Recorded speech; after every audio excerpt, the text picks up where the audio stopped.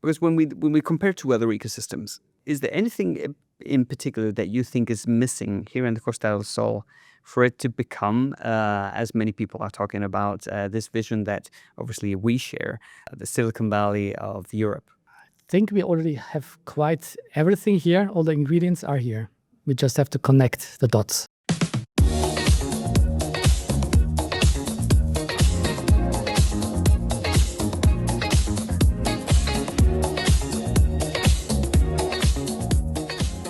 So welcome back to the Pool Podcast. Today I am really excited to have with us Andreas Mihalovits. Andreas, welcome. It's a pleasure.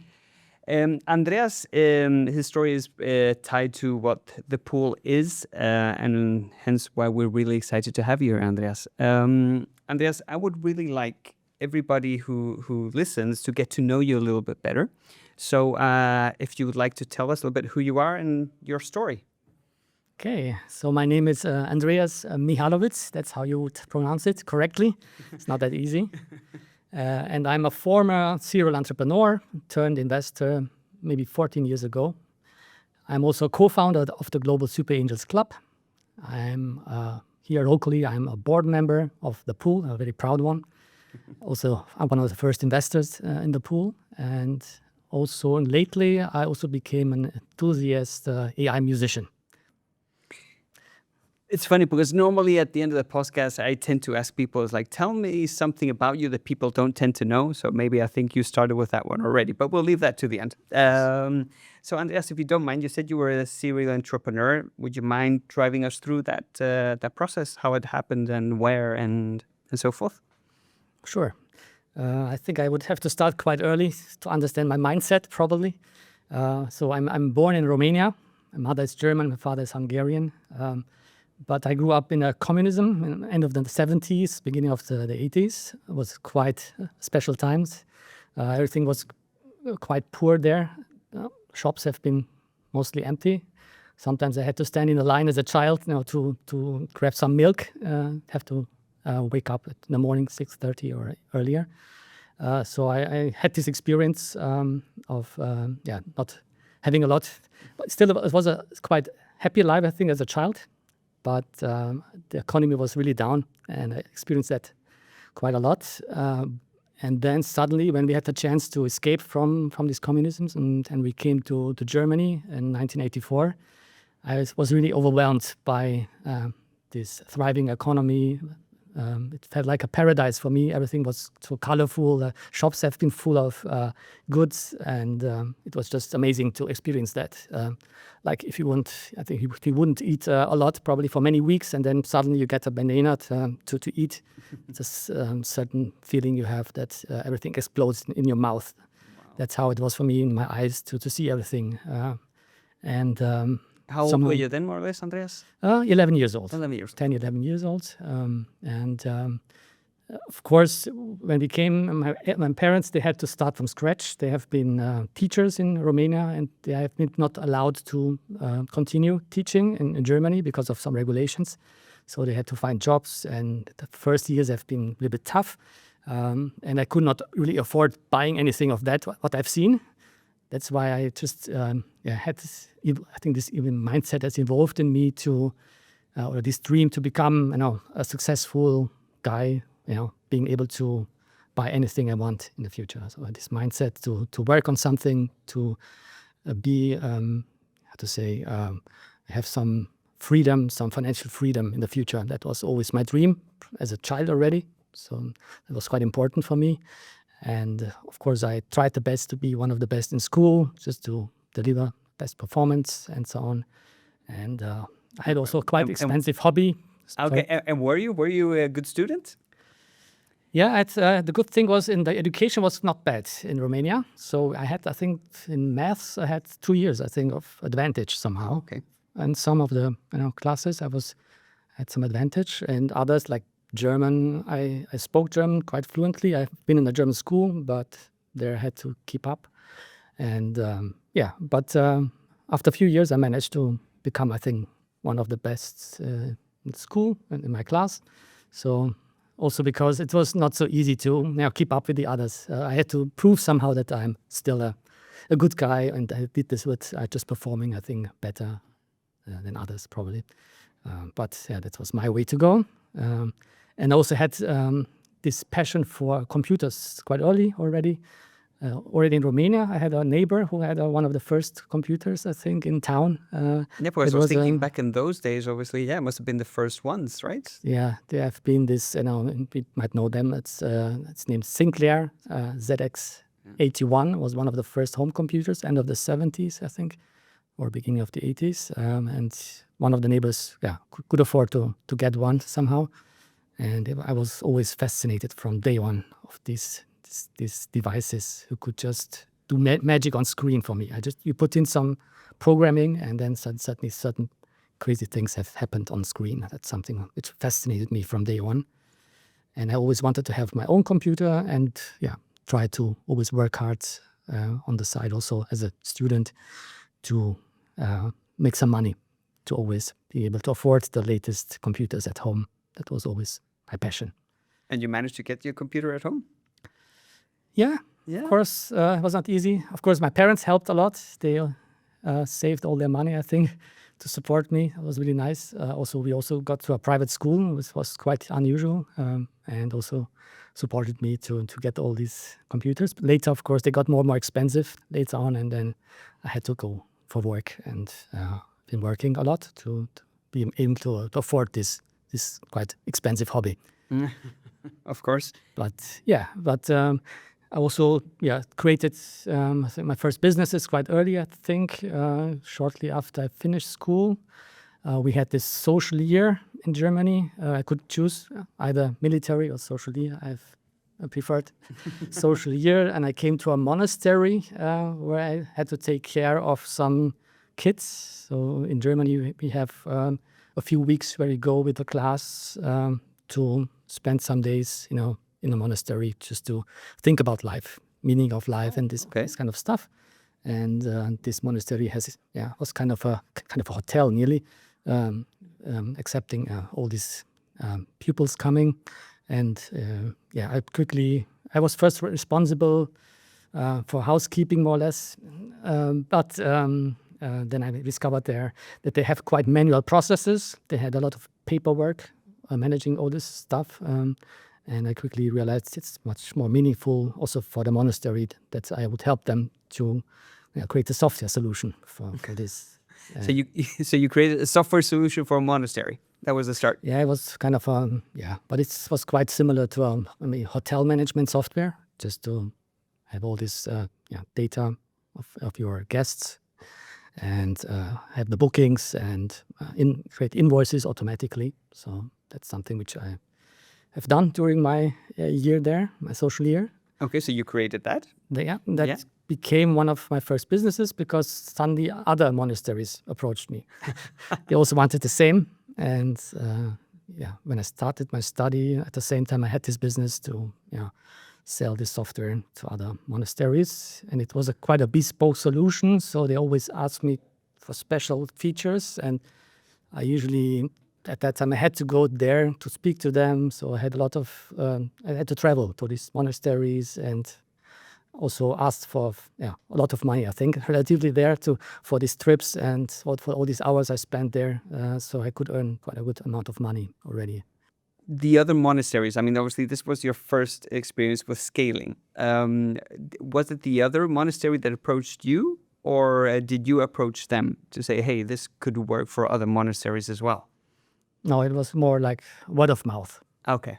And I have to admit, it has not been that I have sold it to 10 or 20 monasteries. It was only a few. Wonderful. But it was just a side job for me. And I quickly started some new businesses, and which have been more profitable for me. But before I started my study, I studied business informatics, of course, because this was just my hobby, developing software. That was my passion, and I still wanted to become somehow a successful businessman. So this was the perfect mix for me, and I have been lucky that this study has just started when I was ready to study. This new business informatics started in this University of Regensburg, where this was my hometown. So So during these years, I then also started some other businesses. I sold hardware to other students, had a kind of a hardware shop, and also any services, software services to some other companies. So that's what I was just doing on the side as a freelancer. And later also with a partner, had this hardware business with a partner later on. So always try to make some money, of course. Of course. Some time later on, I think I got approached by Amazon. This was quite interesting, maybe. They just came to Germany. I think probably it was one of the first locations. They have bought a company from Regensburg who sold books online, but not really online.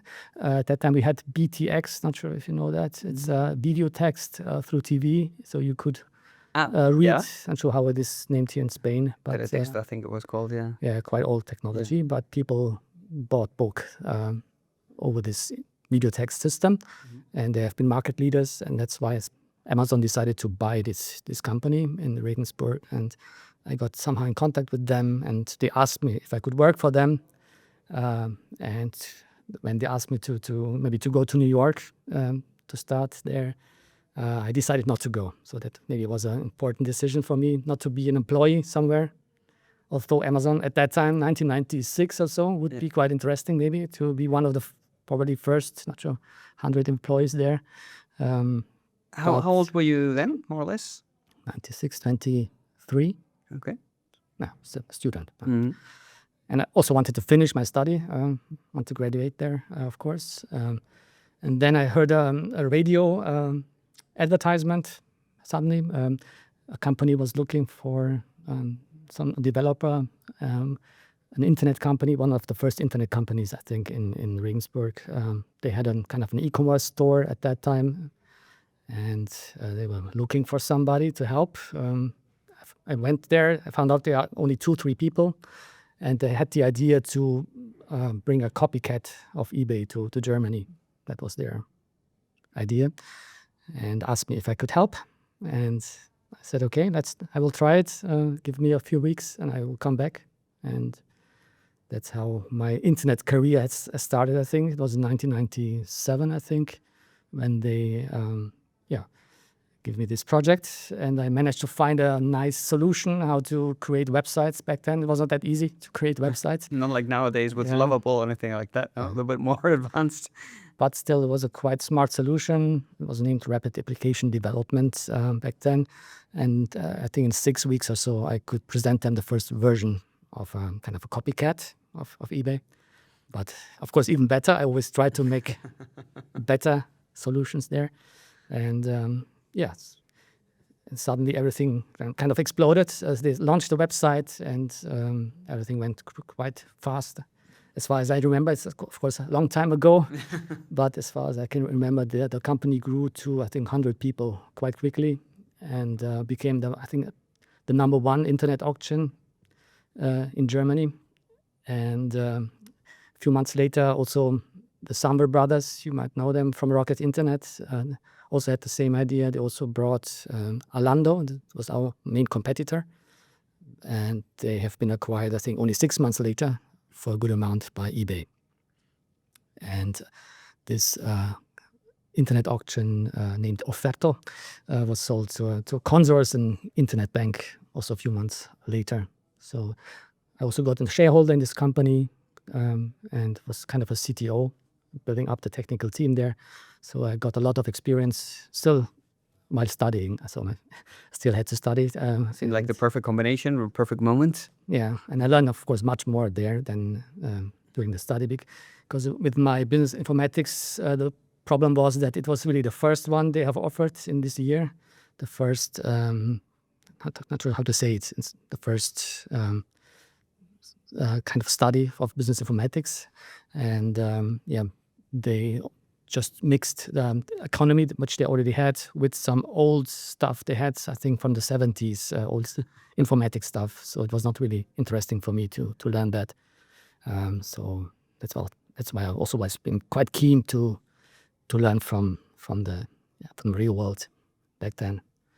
So yeah, that's how I got some first experience with internet companies. And when I finally finished my study and graduated in business informatics.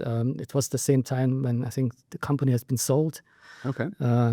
This So you internet company. finished your studies by the first time, more or less, you were having the first exit. Well, no, not Yeah. first one, but that would be the exit of the internet company. More or less, Yeah. as far as I can remember. Pretty the same time. And I already prepared, I had some ideas what to do next. And I prepared a special idea, quite innovative idea. I think at that time it was a news community. So trying to build up a news website, because news has been the #1 occupation for people at that time, internet users at that time. They wanted to read news. Then it was about email, was #2. And then I think e-commerce. So that's why. And at that time, it was important to get a lot of eyeballs, to get a lot of page impressions on your website. And that's why I thought this kind of concept could work. I presented it to some friends. So I have had 2 of my best friends who also wanted to join and start a company with me. And yeah, we then decided to just start and create this website. And we managed, and I just don't want to go too much into details, but I think we managed to become one of the top 5 news websites in Germany with this concept.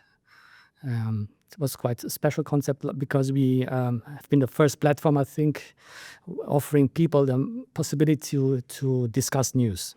So we had not only the news itself on the platform, and we have saved costs by asking our community to find the best news, to summarize the news in their own words. It was legally important. Okay. So we had this content basically for free, just by motivating our community to work for us.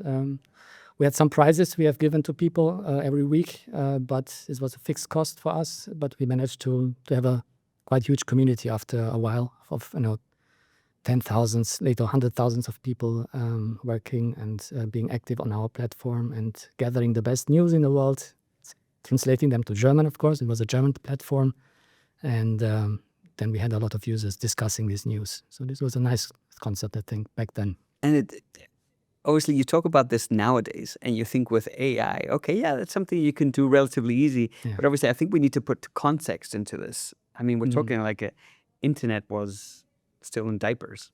Yes. So we had our best approach to get some attention for this model, because if you start from scratch, you need some attention.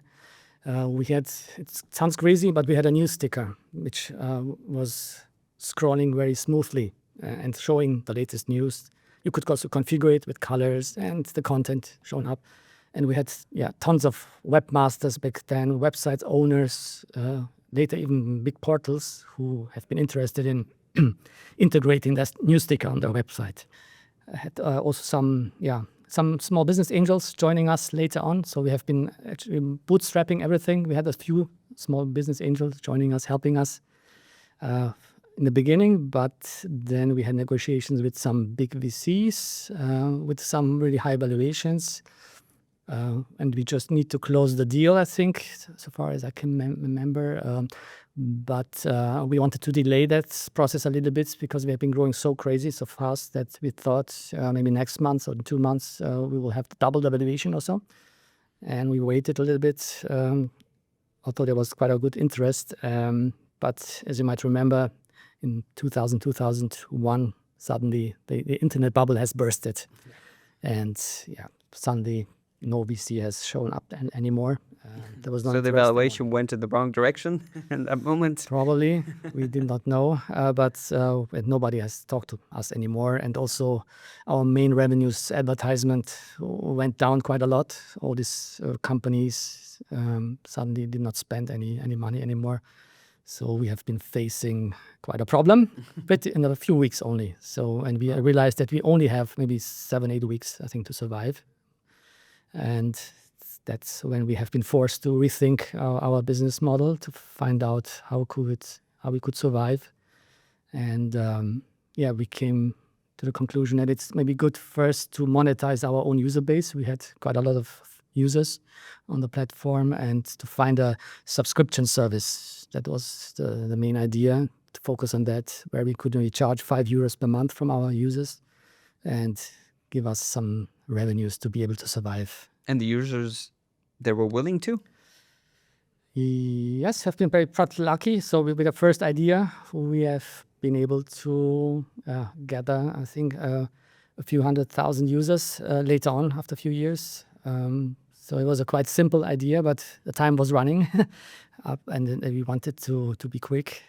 And it was a service where you could, we have offered people to be entered automatically into sweepstakes, which are similar to raffles. So many brands at that time, they offered prizes to win if you would enter your data, so your contact details, email addresses into their forms, answering some questions, some surveys. So we had quite a lot of brands doing that, and we have automated this process. People have been not aware or worried about spam at that time yet. It was too early for that. Even paying us money to give them a chance to win something. So with this quite simple idea, we have been able to rescue our company. And we had some really good revenues. And when we discovered that, we made an offer to our business angels to pay them out. They've been quite afraid. They have lost a lot of money during this crisis, and they've been just happy to get their money back. To get some liquidity back, yeah. That's when we just got this freedom to, just as three founders, we have been three founders to own the company and then go from there. So from there, we just started to become really creative and testing a lot of business models. We had our methodology was to create kind of fake websites to test conversion rates. It was quite smart, I think, to pretend to offer a certain service, to find out how many people would register for this service, and then to apologize, of course. To tell them it's not ready yet. We will inform you as soon as it's ready. We offered some vouchers for their work they had, for the efforts. But we tested a lot of ideas, and I think on average, every year or so, we have launched a new brand, created a new daughter company for that, and had a new subscription service. I think nearly every year in the following years, we just, been quite innovative, I think, and pushed with a lot of ideas. They got more and more complex, more sophisticated, of course, with just a bigger and bigger team.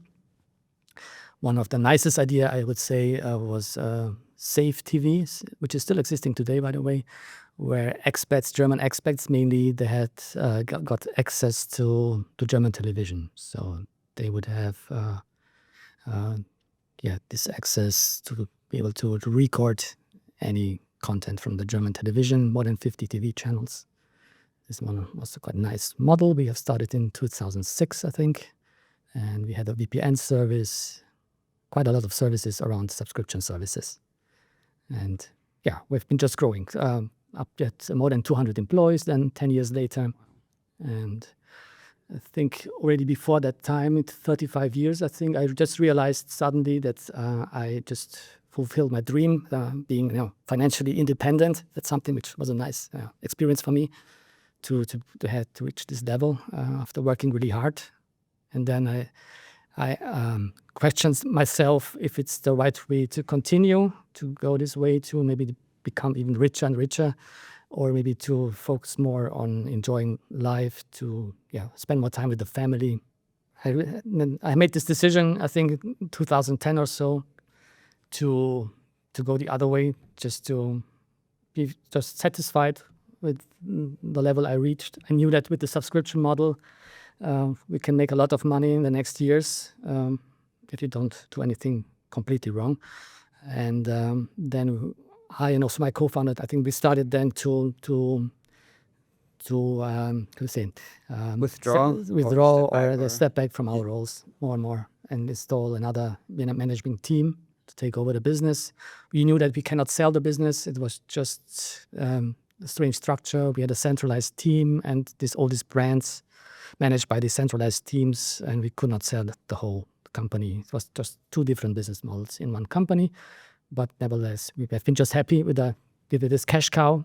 And then I decided to do something new, slowly went back. And I think 2012, I was ready just to leave the company. And luckily, we made a vacation here in Marbella at that time. So that's how Marbella came to the table. yes.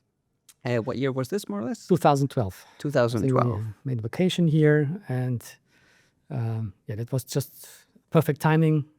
Coming here to Marbella with this, background that I'm just free to start a new life. That was just a perfect moment. And as you know, Marbella, if you come here, I think most people just fall in love with this area. I think this is just amazing here.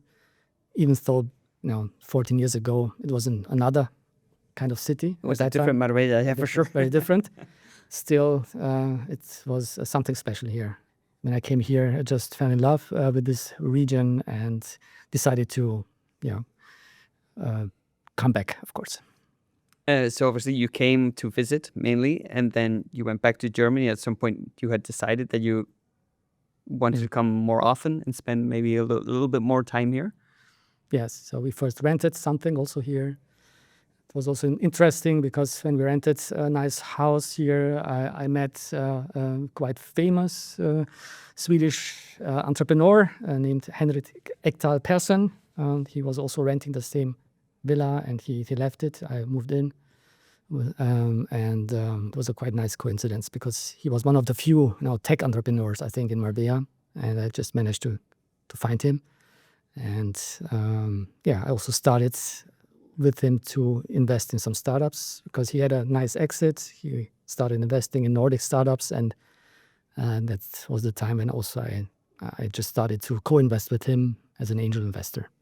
That's when you started investing with Henrik.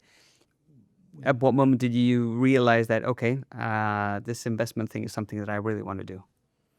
So I started slowly, made some investments with Henrik in the beginning, but then I also tried to, not sure why, tried to get connected to other people, also here in Marbella, to connect to each other, to find other like-minded people. I quickly created a group named Marbella Tech Angels, I think, where I gathered all these people I found here. Not too many. I think we only have been 10 or 20 in the beginning, and tried to have some meetings, try to share deal flow with them, try to get to know some companies, and also talk about this local ecosystem here. We had some meetings with the mayor and visited some soccer matches, I think, in Malaga. So it was a great fun. But it was a very small community in the beginning. Only in 2017, I think, it was a quite milestone when Anna Longoni, which is also a business angel in Malaga, she managed to bring this EBAN conference to Malaga, which is a quite big startup conference from the European Business Angel Network. And they asked me, because they knew about my network here in Marbella with some business angels, they asked me to organize and coordinate a startup competition there. And I somehow managed to persuade my mates to invest more than 1 million within only 3 days. So we had a few startups there. I picked the best ones. We had the best of Andalusia, the best of Spain, and the best of Europe, and managed to raise that money within a few days only. And wow, of course, that made some noise in Spain. And I got invited. After that time, I got invited to many other events in Spain, but also Europe, also the European Business Angel Network. They also have given me some prizes and so on, and invited me to many events. And I was traveling quite a lot at that time. And then after that time, I've been investing quite a lot also because my deal flow was growing. And I invested, I think, in at least 20 startups per year since then. Which brings us to a total of now, for instance, more or less what number are we looking at? Around about 200 startups. And I'm also investing in VC funds as an LP, and I think 16 VC funds. So it's been growing a lot in the last years. After that, in that time, 2018-19, I have been also actively creating another network, the Global Super Angels Club, also together with Anna Longoni, where we also tried to show other super angels, which are basically angel investors investing higher tickets, maybe 100K, 500K, or even 7-figure amounts sometimes. In startups, we created this group. We had, I think, 70, 80 of these super angels in our group, and then organized events also in Marbella to show them how nice it is here.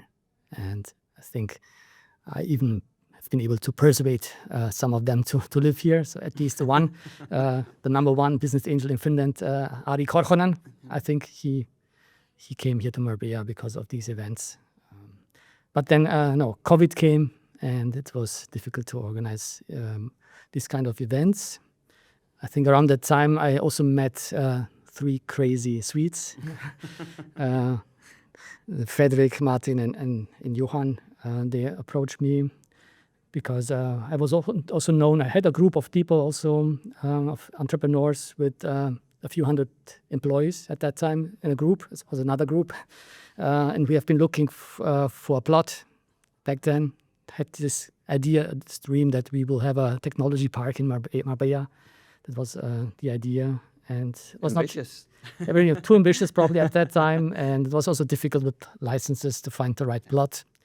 But when those 3 guys came, and they had a more rational idea, I think, to start smaller, to create maybe a tech hub, a co-working space with event space and a restaurant maybe. That was their idea. And I, of course, fully supported that from day one. And yeah, that's how I think also became one of the first investors in this venture. The first one. Yeah. I'm also more than happy that they found you then a little bit later on. And yeah, that you as a CEO have been able to execute so well. So thank you. It's amazing.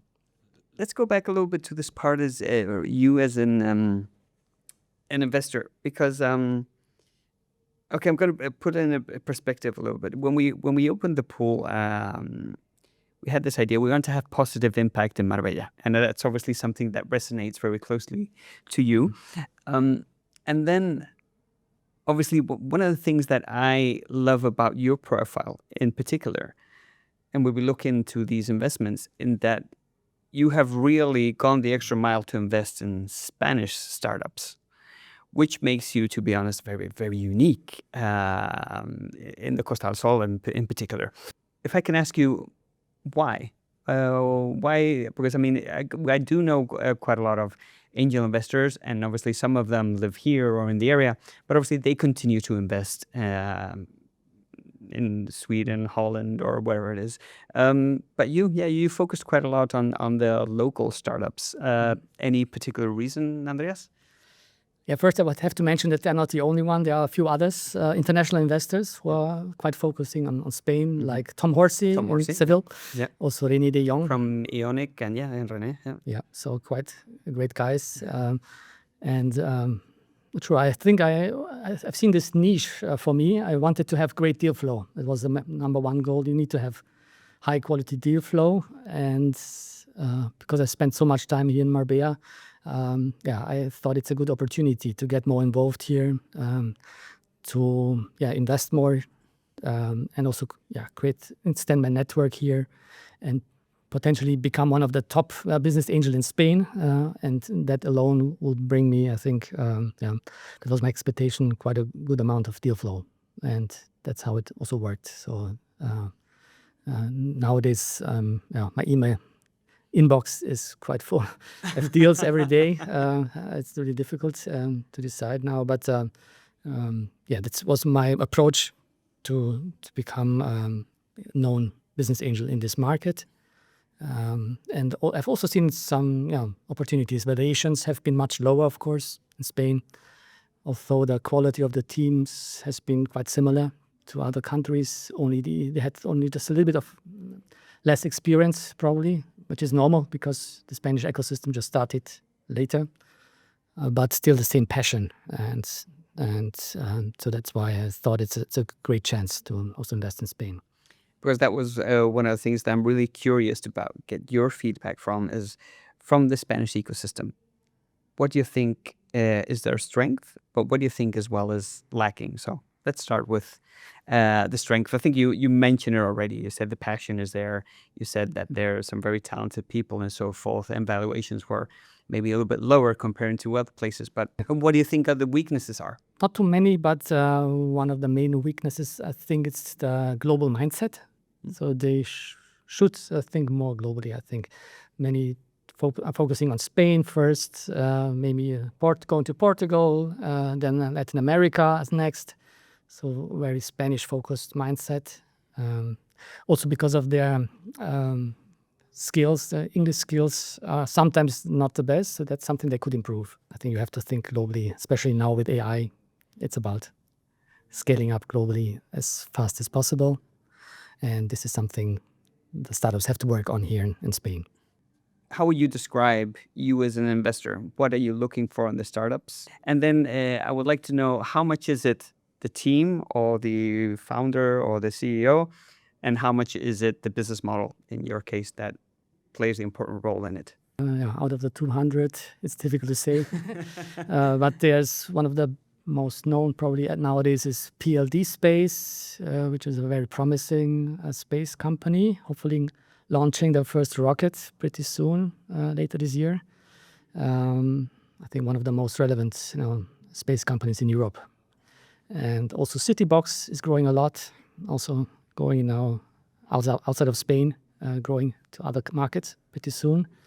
And probably Urbanitae is quite well known in the prop tech business. So my approach is always not to invest too early. So I try to wait a little bit until they have some traction. Usually I'm waiting for maybe 30K monthly revenues, because that's always my focus, to have recurring monthly revenues. So subscription services are still my passion, and I try to find them, all these jewels who have great subscription services. So, and usually I'm quite sector agnostic. Just try to avoid hardware-related things in the meanwhile, although the most exciting startups in my portfolio are hardware-related. Oh, okay. It's a little a contradiction, but meanwhile I've decided to focus more on highly scalable software-based subscription services. Any particular industry that's closer to your heart than others? I try to have a diversified portfolio. So everything from fintech, martech, prop tech, any tech. Okay, we spoke about the Spanish ecosystem. You mentioned a little bit what maybe not the ecosystem per se, but you mentioned what Marbella was back in those days when you arrived. Tell me a little bit how you see the Costa del Sol ecosystem nowadays. So nowadays, I think it changed a lot, of course, especially the last 5 years after COVID. We've seen a huge influx of digital nomads coming here, maybe also families with children who used to live here for a few weeks or months, deciding to live here the whole year. And surprisingly young people. So when I came here 14 years ago, I mostly met old people, 70 plus. But nowadays you can expect quite young entrepreneurs coming to this region. So it's a completely new target group coming. And so that's a lot of things happened. A lot of companies, startups have landed here. And it's growing quite a lot, I would say. I'm really optimistic. As an advice to entrepreneurs, somebody who's considering starting their company, they have an idea, from your perspective. Obviously, the beauty of your perspective is that it's both as an entrepreneur and as an investor as well. So you give them the full picture. What advice would you give them? I just have seen your last podcast, so it's a quite similar advice as a CTO maybe. It's this approach to just start doing something. And just, you have an idea, don't even ask your friends, because usually you don't get the right answer from your friends. They try to be polite and tell you that it's nice. You just try to get feedback from potential users of your product, or even customers, probably potential customers, as early as possible. Just build your product and try to get this feedback just within a few days or weeks. Let them try out your product. Tell them your idea. You can also start with surveys, of course. Just talk to potential customers. That's really important. Get their feedback and create this feedback loop. Create their ideas, take their ideas and implement them to your product and just get better and better. Iterate on that. We spoke about Costa del Sol and the tech ecosystem. Because when we compare to other ecosystems, is there anything in particular that you think is missing here in the Costa del Sol for it to become, as many people are talking about, this vision that obviously we share, the Silicon Valley of Europe? Is there any particular element that you see that's definitely missing or that needs to be worked upon? I think we already have quite everything here. All the ingredients are here. We just have to connect the dots, I think. Those people, I think we have thousands of investors, potential investors living here in their villas, enjoying their lives, having some businesses maybe still somewhere in the world. Even many Americans coming now. I think it's the number one group of people coming now to this region, having their businesses somewhere else. Then we have these digital nomads, entrepreneurs, serial entrepreneurs living here, even experts, mentors who have some businesses somewhere else, all living here in Marbella. And then we have also Malaga.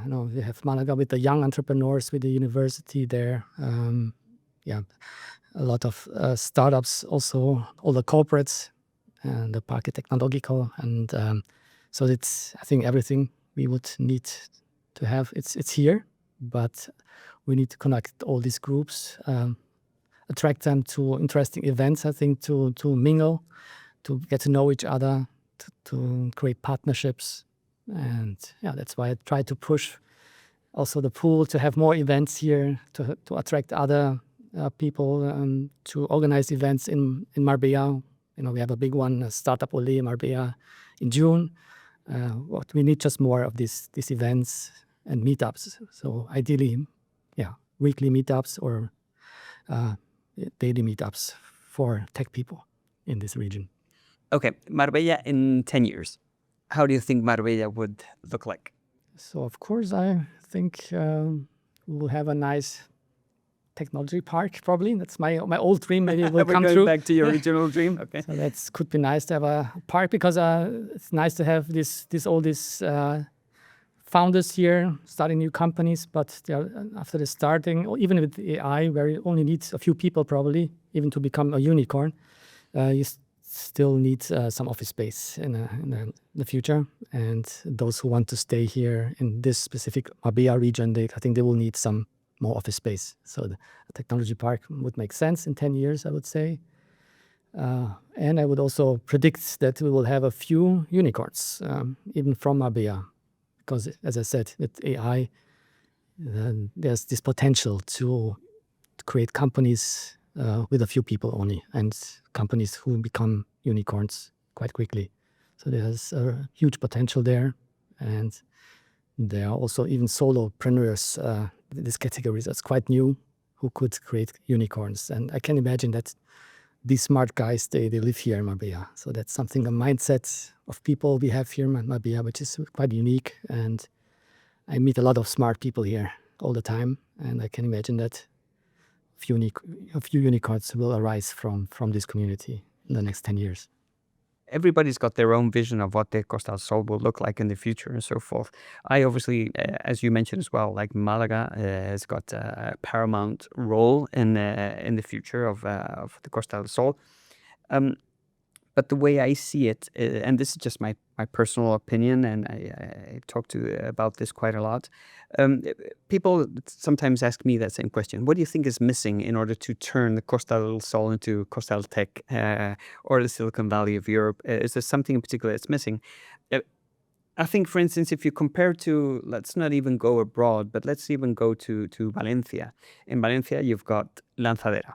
So I know there are people who love Lanzadera, people who maybe don't love it that much, but at least if you're an entrepreneur and you land in Valencia, you know there's a place to go. If you ask me, I think in Malaga that is kind of missing. So I think that is something that could be necessary. Call it incubator, call it accelerator, or whatever. And then people ask me as well, if we had this incubator or accelerator, tell me one thing that will be important for that to have. And then I always answer two things. One of them is that I completely agree with you that we do have, I don't know many places in our planet that has this high density of smart people, of these amazing backgrounds, and this experience. Consider that Marbella is just 165,000 people. So I think the mentorship and the knowledge sharing potential that we have here is so far unused. And I think that is something that needs to be enhanced. And then obviously I always bring the element that I don't know if you mentioned it before or not, but I think the language barrier, I think the Spanish entrepreneur needs to realize that we live in a global world. So I always say that in that incubator or accelerator, the language element of teaching English will be quite important as well. But I'll throw that question back to you. If we had in Malaga or Marbella, we did have this accelerator or incubator, is there any particular element that you think that would be paramount that it did focus on? I think one ingredient which is missing probably, I think we would have to work quite intensively on building an investor community here, because I see this potential of this sleeping capital of all these exited founders living here who either decide to build a new business or think others like me start investing, and they don't really think about this local ecosystem. So we have to offer them great content, great events, and create a really big investor community here. And that would help the local startup ecosystem a lot, to just have this access to capital here locally, just to start, first 1-2 years. And then it's, I think, not a big issue to find investors in other parts of Spain investing in these local companies. So I'm also very well connected, and I know them. They would love to invest, but you need to start a business. Often you need some business angels or local investors. Andreas, you mentioned at the beginning, and it's funny, I said it before as well. Normally, I always end with a question about, tell me something about yourself that nobody knows. But I think you gave us that from the beginning. So if you wouldn't mind to jump into that AI music thing that you mentioned. What I did not mention before is that I went to a music school in Germany, quite famous choir in Regensburg, and I always also been growing up with music, have played piano with 6 years, so I'm quite related to music, of course, and I also used my home computers back then to create music. I had a keyboard, and I've composed some music as a child already. So wow! But I lost this connection, of course, when I got as an adult and doing my study and all this business stuff. I lost the connection. But I think 2 years ago, when the first AI music tools came up, I just rediscovered that passion again, and I was really surprised by the quality I got with a few prompts from these AI music tools, and they just got better and better. And meanwhile, you cannot really distinguish, I think, the output of these tools from professional songs. So that's why I decided to also try out a little bit. And also I have actually released 3 albums already in the last 2 years. So the last one was even something inspired by Andalusia here, by the local stuff. So it's about, it's an ambient music with Andalusian guitars. So that's, I think, quite a nice, relaxing music. But usually I would produce more kind of electronic pop songs, of course. So I'm currently working on a new album with electronic music. That's hopefully will be released before summertime. But yeah, you can find me with my artist name, Cyber MCA. So, Cyber MCA? MCA, because MCA, that's my initials. Okay. You might don't know that my first name is Christian. Also. Christian. Oh, beautiful name. I love that one. So they can find it where? You said? On Apple Music, Apple Music, Spotify, and the latest songs on SoundCloud. So. Perfect. Andreas, I think we've covered most of the topics that I wanted to discuss with you. I'm really, really happy to have had you here with us and been able to sit down and talk to you, but especially for people to get to know you. I think a lot of people know Andreas Mihalovits, the investor. For me, I think it's important also that they get to know Andreas Mihalovits, the person behind it and the entrepreneur part. And from my side, I'm extremely proud to be able to work with you on the board of the pool, and yeah, everything we do is a privilege. So I wanted to thank you, and thank you for coming to our podcast. Thank you so much. Thank you.